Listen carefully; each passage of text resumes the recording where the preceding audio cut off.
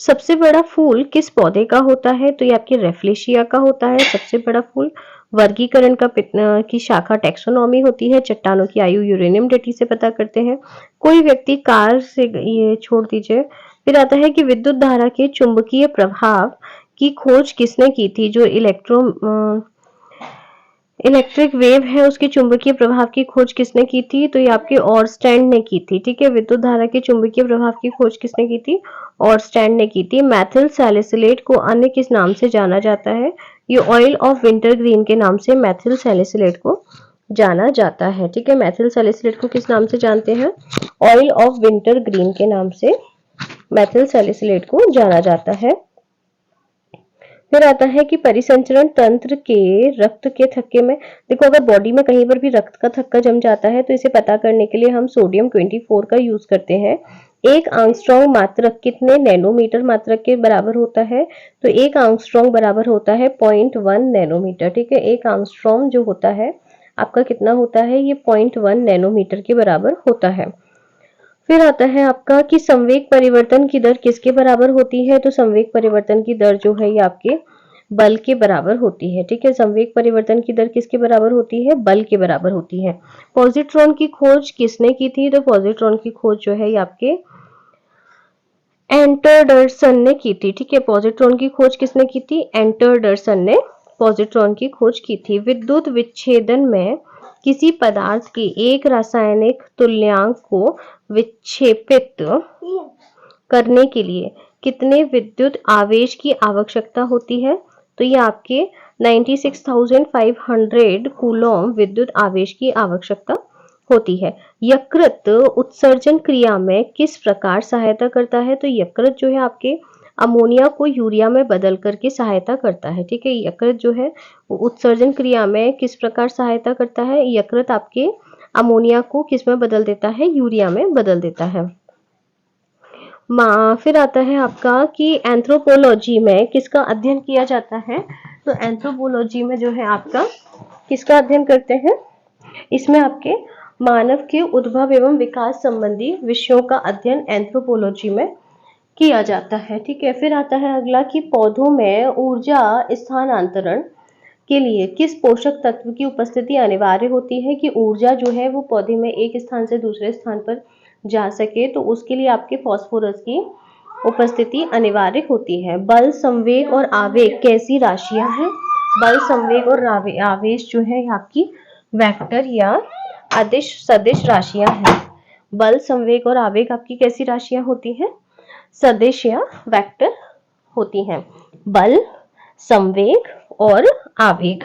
फिर आता है कि दूध को दही में कौन सा एंजाइम परिवर्तित करता है? तो दूध को दही में जो है आपका रेनिन एंजाइम परिवर्तित करता है। बड़ी आंत का पहला भाग क्या कहलाता है? तो बड़ी आंत का जो पहला भाग है ये आपका क्या कहलाता है? कोलोन कहलाता है। ठीक है, बड़ी आंत का पहला भाग क्या कहलाता है? कोलोन कहलाता है। गैमेक्सीन का रासायनिक नाम क्या है? तो गैमेक्सीन का रासायनिक नाम जो है वो आपका है बेंजीन हेक्साक्लोराइड। गैमेक्सीन का रासायनिक नाम क्या है? बेंजीन हेक्साक्लोराइड गैमेक्सीन का रासायनिक नाम है। अस्थियों एवं कंकाल तंत्र के अध्ययन से संबंधित शाखा है ऑस्टियोलॉजी। अस्थियों एवं कंकाल तंत्र से संबंधित शाखा है आपकी ऑस्टियोलॉजी। ऑस्टियो का मतलब ही होता है अस्थियां। आवर्त सारणी के चतुर्थ आवर्त में कितने तत्व होते हैं? तो 18 तत्व होते हैं आपके आवर्त सारणी के चतुर्थ आवर्त जो होता है इसमें आपके 18 तत्व होते हैं। कॉफी में सबसे महत्वपूर्ण उत्तेजक क्या होता है? कैफीन होता है।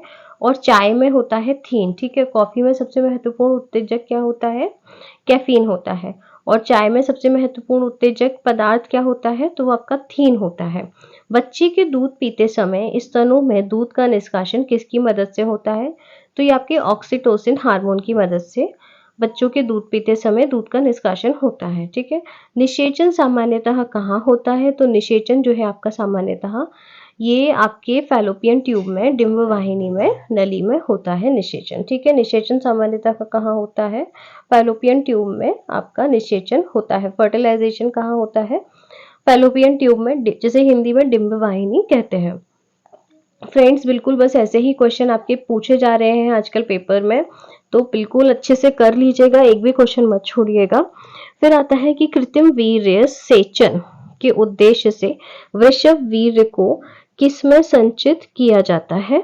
तो ये आपके तरल नाइट्रोजन में किया जाता है। ठीक है, कृत्रिम वीर्य सेचन, कृत्रिम वीर्य सेचन के उद्देश्य से वृषभ वीर्य को किस में संचित किया जाता है? तरल नाइट्रोजन को। एक्चुअली क्या है, आजकल अच्छी नस्ल के पशु बनाने के लिए ये आपका जो वीर्य होता है उसको प्रिजर्व करा जाता है। ठीक है, जो अच्छे नस्ल के जो आपके वृषभ होते हैं, जो बैल होते हैं, जो ऑक्स होते हैं, उनके वीर्य को क्या किया जाता है, स्टोर किया जाता है, ताकि अच्छी नस्ल के और ज्यादा ये आपके जो बैल और ये सब है उनका उत्पन्न किया जा सके। ठीक है, तो वो जो कृत्रिम वीर्य है उसे किस में रखा जाता है? तो उसे नाइट्रोजन में रखा जाता है। ठीक है, फिर किस पादप का पुष्प सबसे बड़ा होता है? तो रैफ्लेशिया का पुष्प जो है ये सबसे बड़ा होता है। किस पादप का पुष्प सबसे बड़ा होता है? रैफ्लेशिया का। रैफ्लेशिया पादप का पुष्प कैसा होता है? सबसे बड़ा होता है।